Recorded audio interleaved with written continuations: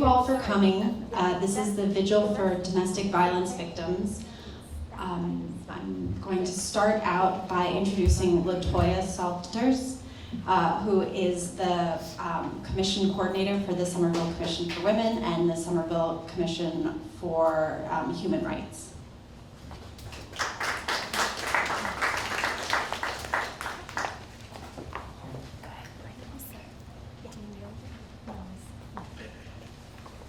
Ladies and gentlemen, esteemed community members, and all who have gathered here today, this evening we are united by our physical presence, our shared commitment, our mutual concern, and our collective aspirations to end the painful and persuasive blight of domestic violence. Our gathering is symbolic of the light we wish to shine on the topic that has remained in the shadows for far too long. Domestic violence is not just an individual or family issue, it is a societal issue.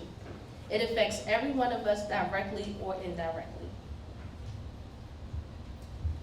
The scars it leaves may not always be visible, but they run deep. They touch the soul, affects one's essence, and cast a shadow on futures yet to unfold. But tonight, as we light our candles, we remember those who have suffered, those who have lost their lives, and those who are struggling in the shadows of fear and pain. We remember to amplify their stories, their silent pleas, and the hopes that perhaps one day this suffering will end. Yet, amidst the pain and darkness, we also find resilience, courage, and strength.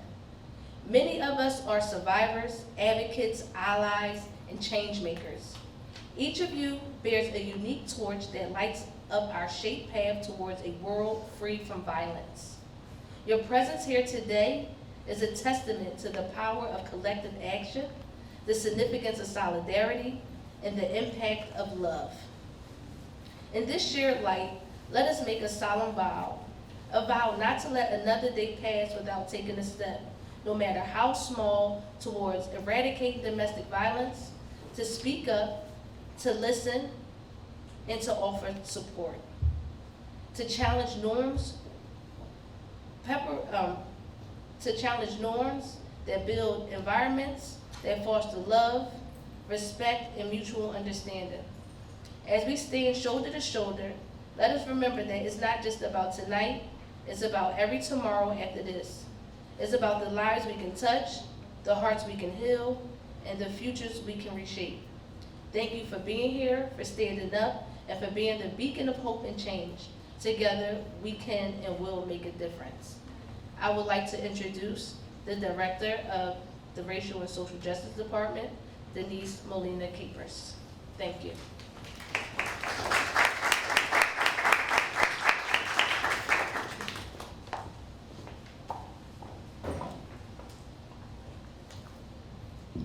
Good evening, everyone. Thank you, everyone, for joining us tonight. Part of the reason why domestic violence needs moments like these is because it's not enough to hand out a pamphlet or have a social media campaign.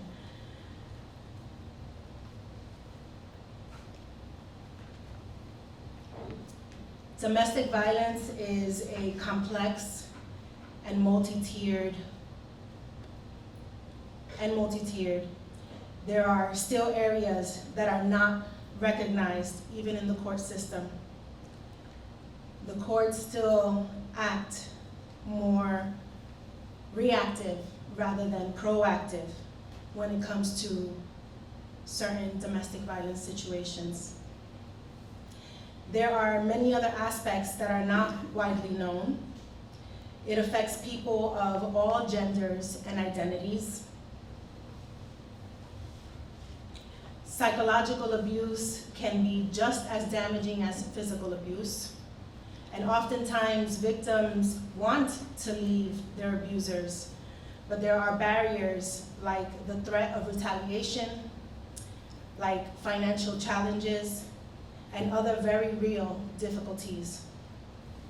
Domestic violence is not limited to physical abuse. It is about power and control. there could be a range of different ways that the abusers act against their victims, such as verbal, mental, emotional, and financial abuse. Let us be more supportive, understanding, and compassionate. I am hopeful that this is our, since I've been here now, 3rd annual Domestic Violence Awareness Vigil. And our room every single year continues to grow with people who are supporting this awareness. I am hopeful to share this space and time with all of you. By being understanding, we can encourage more victims to cross over into the journey of being survivors and prevent future generations from becoming victims in the first place. I would like to acknowledge some of our city council members that are present here today. We have Councilor Ben Ewan Kempen. We have, if you can, there you are. We have Councilor Jake Wilson and Councilor Willie Burnley, Councilor Christian Strezzo. Thank you for your support and thank you for coming tonight. I am honored to present our next speaker, our Madam Mayor Katjana Ballantyne.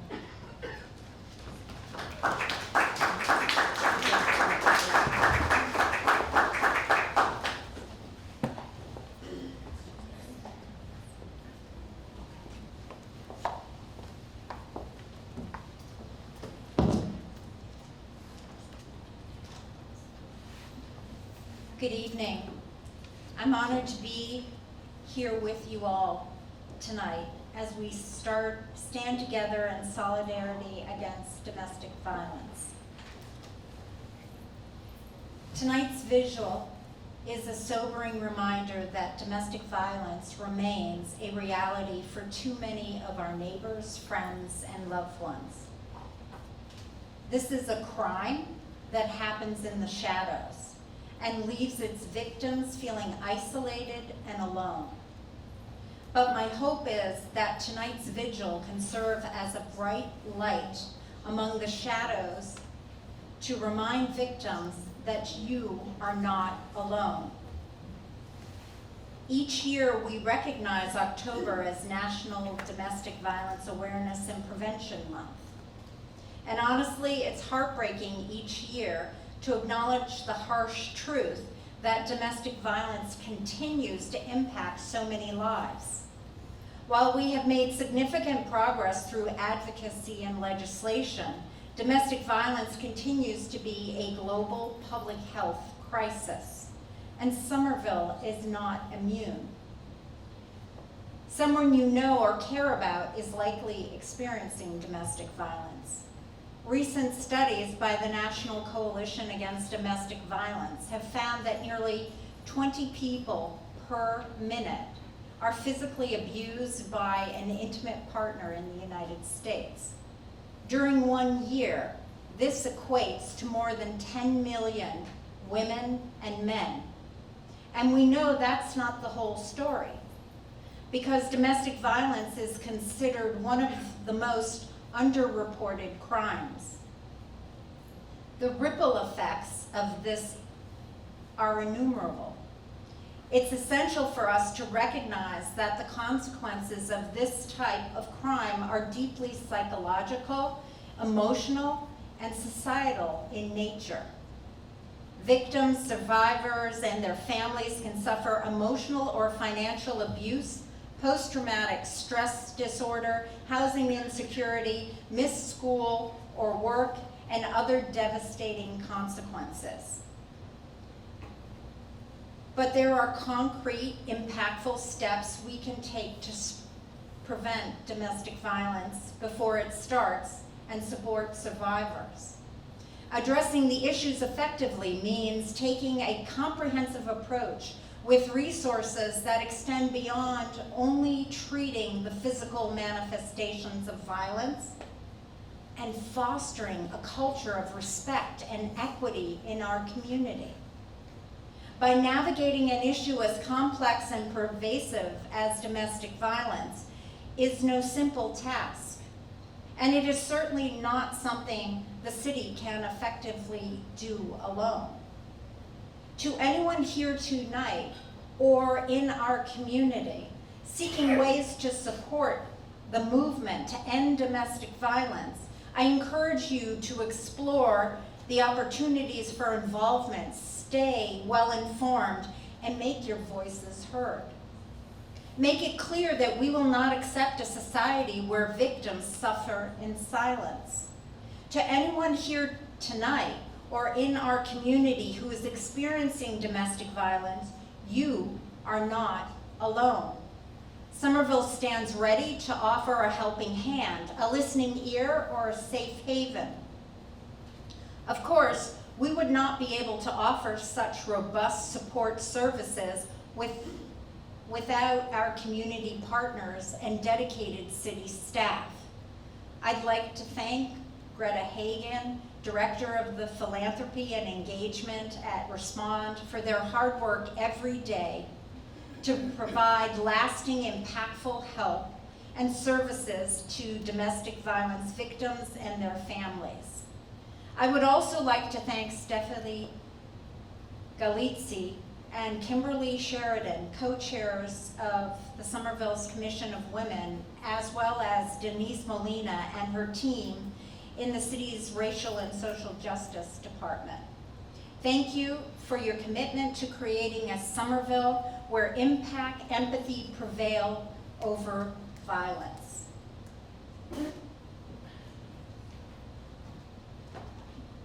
And again, thank you to all who are gathered here this evening to show your support, help raise awareness, and bring light to where there is darkness. Together we will continue to strive to keep all in our communities safe. Next, I'd like to invite up our Assistant DA, Marion Ryan.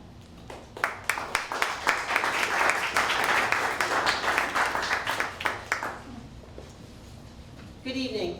Thank you for allowing me to be a part of tonight's event. I would suggest to you that it's incredibly important for 3 reasons. The first is I subscribe to the ancient Egyptian belief that every one of us dies twice. We die once when we physically leave this earth. And we know, and we have in our folders, the individuals who over the course of this year were taken from this world by their abusers. But more importantly, the belief continues that we die the second and final time. When the moment comes, hopefully many, many years after the first, when the very last person speaks our name and remembers our legacy. You tonight, by speaking people's names, remembering them, prevent them from getting to that second death. And that is critical. The second is, it is important for us to be grateful. To be grateful for everybody in this room, for the strides we have made. It is never enough, as the mayor said, so long as someone still suffers, we haven't come far enough. But we have come so far, so fast. And it is because of people in this room and other members of these organizations across the city and across this Commonwealth. And it is important, this is hard, hard work. It is wearing work. And as I look around this room, I see people that I've been doing this work with for decades. And it is important to take a step back and think about what that has meant to people, and to thank those people, to be grateful.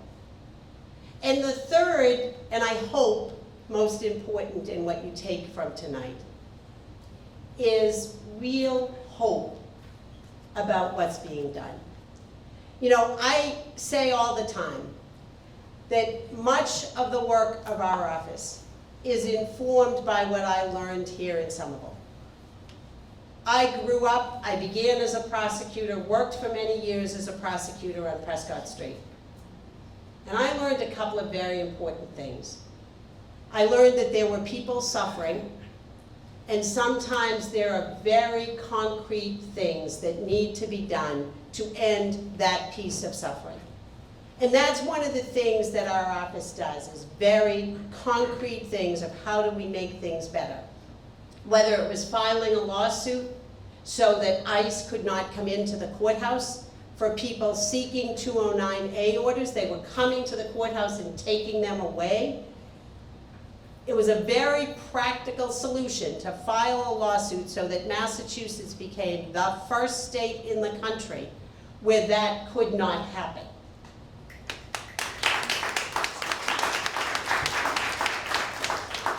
Whether it was thinking during COVID about the worst place you could be if you were being abused in your home, was trapped in your home, working remotely at the other end of the couch from your abuser, the very practical solution was no one was calling for help then, because guess what? They could hear you at the other end of the sofa.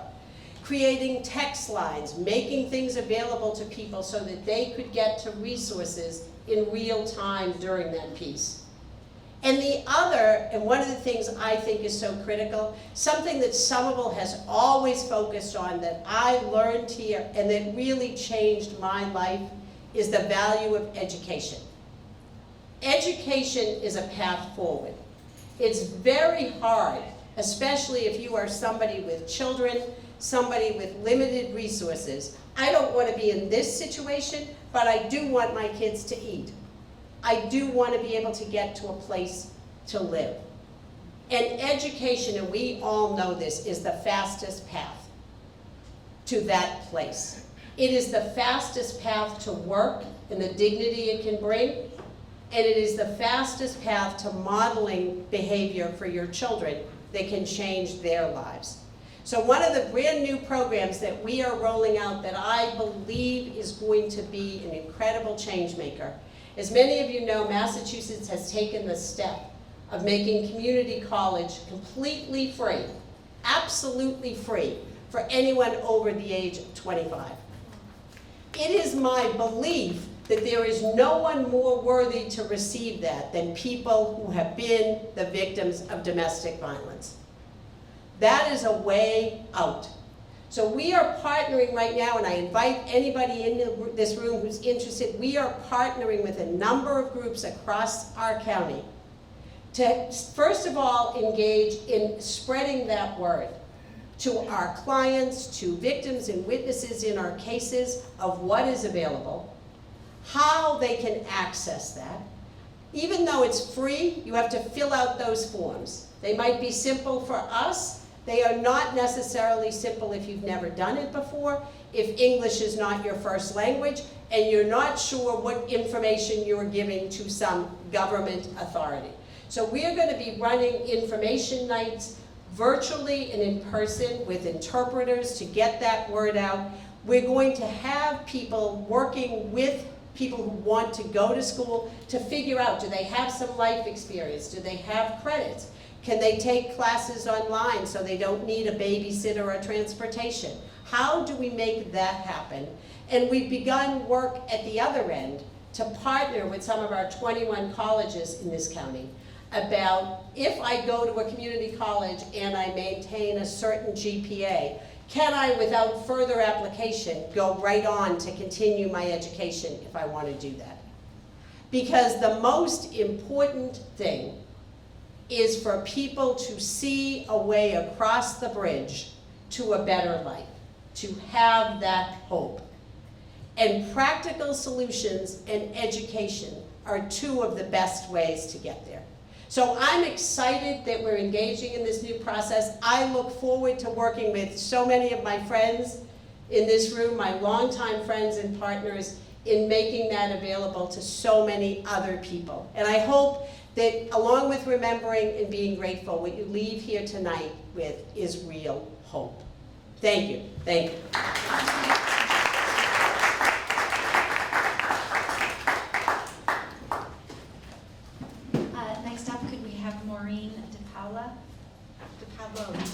Tracy.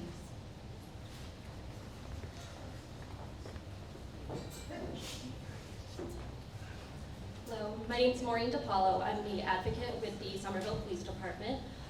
Every year, I'm so thankful to Greta to invite me here to just introduce our unit and what we do at the Somerville Police Department. So tonight, I have with me my Sergeant Devin Schneider. I also have Captain James Donovan, Sergeant John Goviel, Officer Pat Canty, and Officer Edna DaCosta. I don't think there's anyone else lurking. But we use this opportunity to meet so many of you that we talk to, that we email with, on a day-to-day basis, and we don't really get to put a face to the name. So it's a great opportunity for us to engage and really let people know that we have a unit designed specifically for domestic violence and sexual assault. People can come talk to us at any time. They can come to me strictly for resources or just guidance. They don't have to report a crime to take advantage of any of our services. They can also meet with a detective if there's something more that they want to speak to. Each of our detectives in the unit are specially trained to handle domestic violence and sexual assault. So we know that they'll be treated with kindness and respect. So thank you again for having me, and thank you.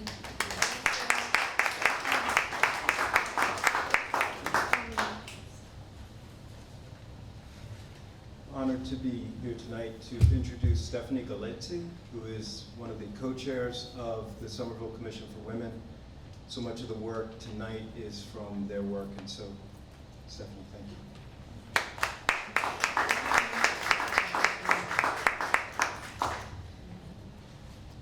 So I'm going to speak for the commission, but first I would like to also applaud all of the people who put a lot of work into this event. So thank you so much to Latoya Salters, Denise Capers, Stephen Fleich, and of course Greta. Thank you.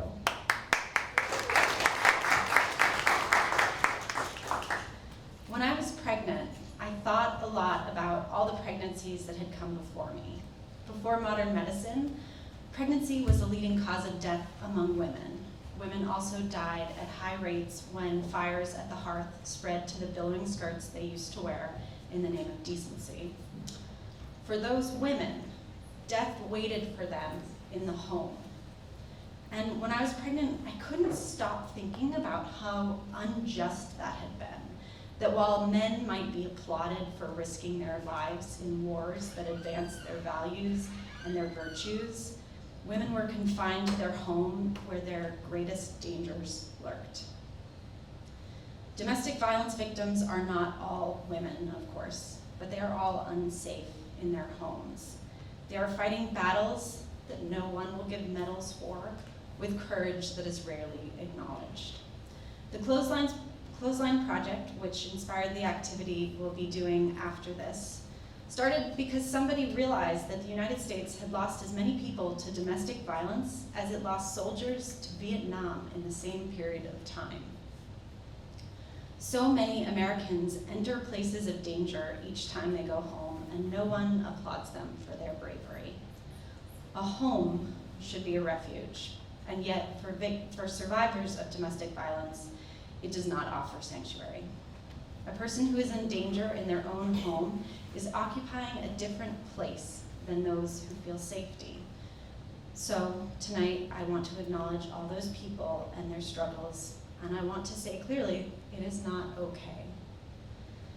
Today, we're grieving for the people who were killed in places where they should have been safest. I grieve for their deaths, but I also grieve for what they did not have while they were alive, safe homes.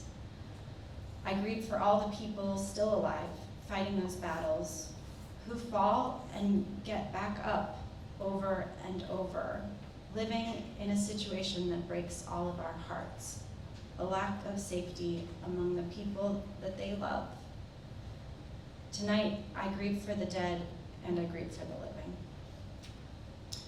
We are here tonight because we're grieving together, but also because as a society, we recognize and affirm that this violence is unacceptable. We devote resources towards helping people escape it. Domestic violence is a problem that happens behind closed doors, but it is part of our community. In the last year, there were 565 domestic violence-related calls made to the Somerville Police Department. I'm sure there were more calls that were not made. So tonight, we come together as a community to be part of the solution. For me, I talk about it to raise awareness that we all have neighbors that need our compassion. I try to talk to my neighbors so that I can be a resource if it comes to that. And in this month of domestic violence awareness, I take time with my community to grieve for the people that we could not save. I'm so grateful for organizations like Respond and for Family Services with the Somerville Police Department who are doing the fantastic work in our community to keep people safe. They have surely saved lives this year and other years. I thank everyone here for coming together to talk about this important issue and to say that this matters and that these lives were precious. I wish for the day when we don't have to grieve, but today we showed up to say that these deaths are unacceptable and we will work to prevent them in the future. So thank you. Next up, I'm going to introduce the Somerville City Council to read the names of the victims since last year.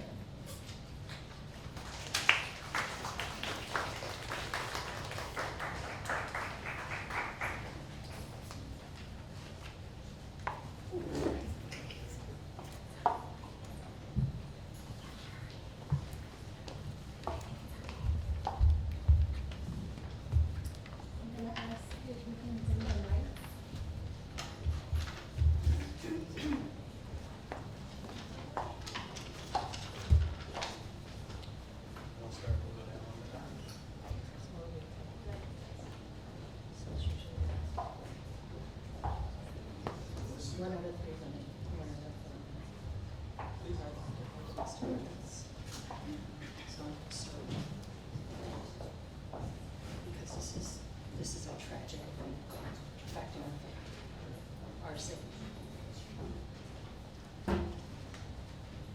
Jessica Goodrich, 46, Worcester, October 8th, 2022. Amber Carpenter, 39, West Springfield, October 24th, 2022.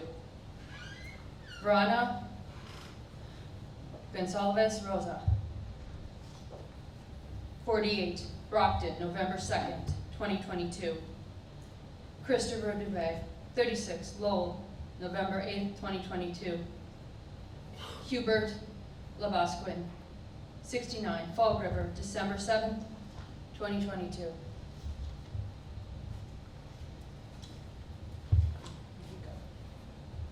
Amber Buckner, 40, Stoughton, December 13th, 2022. Anna Walsh, 39, Cohasset, January 1st, 2023. Linda Robinson, 55, Andover, February 9th, 2023. Sebastian Robinson, 12, Andover, February 9th, 2023.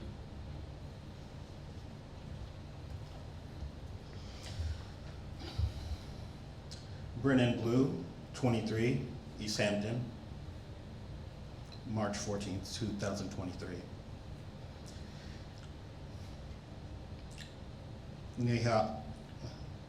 Nehemiah Sapenda, 14, Brockton, March 14th, 2023.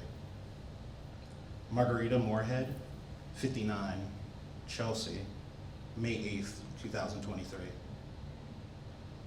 Jacina Simmons, 45, Fall River, May 29th, 2023.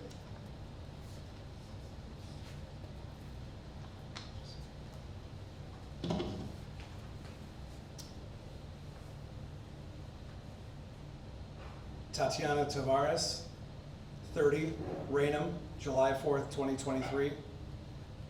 Nancy Hansen, 54, Newton, July 15th, 2023. Nayeli Nieves, 20, Salem, August 6th, 2023. Heidi Chase, 44, Freetown, September 20th, 2023.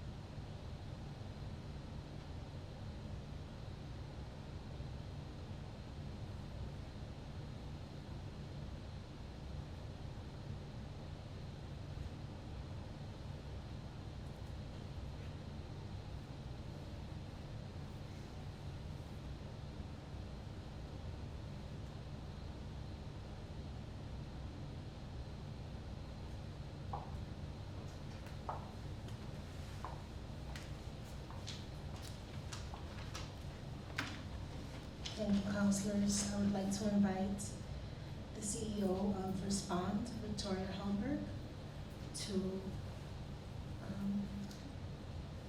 give us our closing.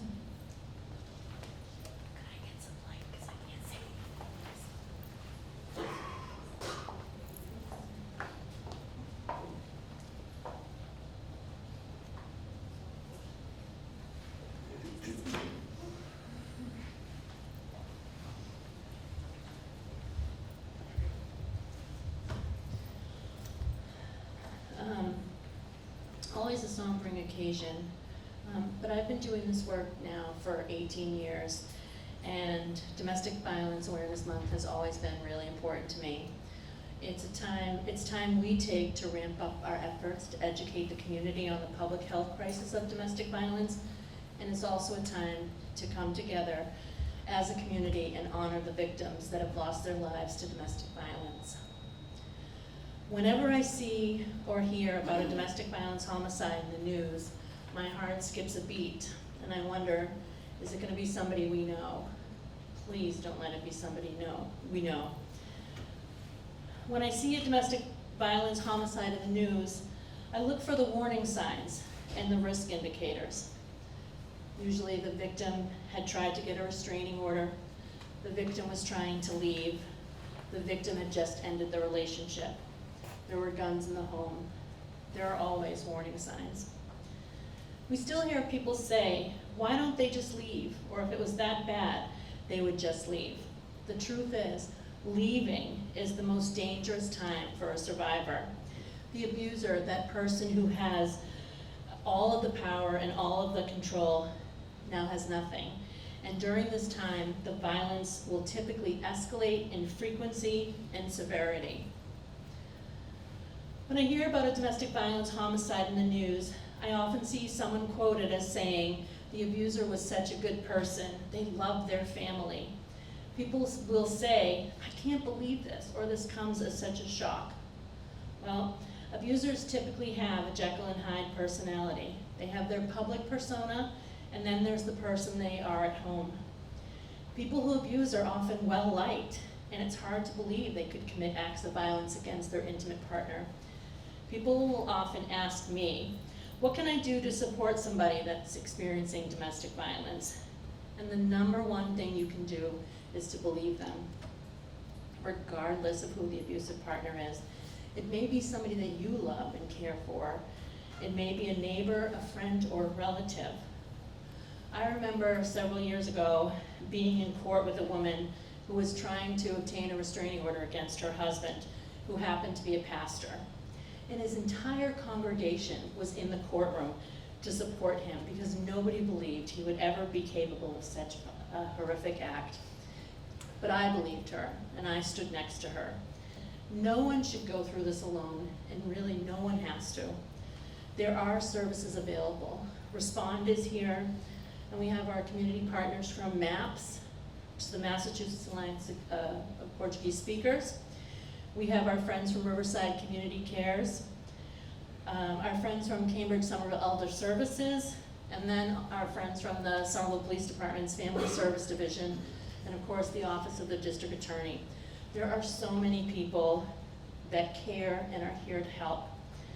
So I thank you for being here tonight. I thank you for honoring the victims who lost their lives, and I thank you for supporting survivors, and I thank you for believing them. We do hope you'll stay for a little bit tonight to get to know each other and have a snack. Saw Greta carting in some lovely goodies. And also to join us in a community art making project, the Clothesline Project, which Stephanie talked a little bit about. The Clothesline Project it originated in Hyannis in 1990 when a member of Cape Cod's Women's Defense Agenda learned that during the same time 58,000 soldiers were killed in Vietnam, 51,000 women were killed by the men who claimed to love them. Today, clothesline projects are held across the country to commemorate victims of abuse and to celebrate the resilience of survivors. The piece we create together tonight will be displayed at the Somerville Public Libraries, along with resources for how community members can get help or get involved. At this time, I'd like to invite up my colleague Claire who's one of Respond's domestic violence counselors in our community intervention and education program. And she's going to share with you a little bit about how you can participate today.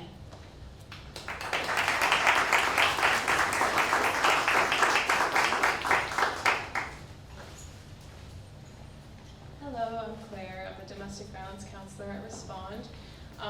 And something that comes up a lot in the work I do is the idea that trauma seeks resolution and meaning making. And how do we make meaning from something that is as messed up and hard to grasp as domestic violence, especially when survivors aren't getting that closure from systems that promise it and the abusers themselves. A big part of the work that my colleagues and I do is how do we help survivors make their own rituals and meaning-making moments to create that closure. And one of those ways is through self-expression and empowerment in clothing. And I think this applies on a community level. Like, this is a project that allows us to have one moment with each other to really pay our respects and build some awareness around domestic violence.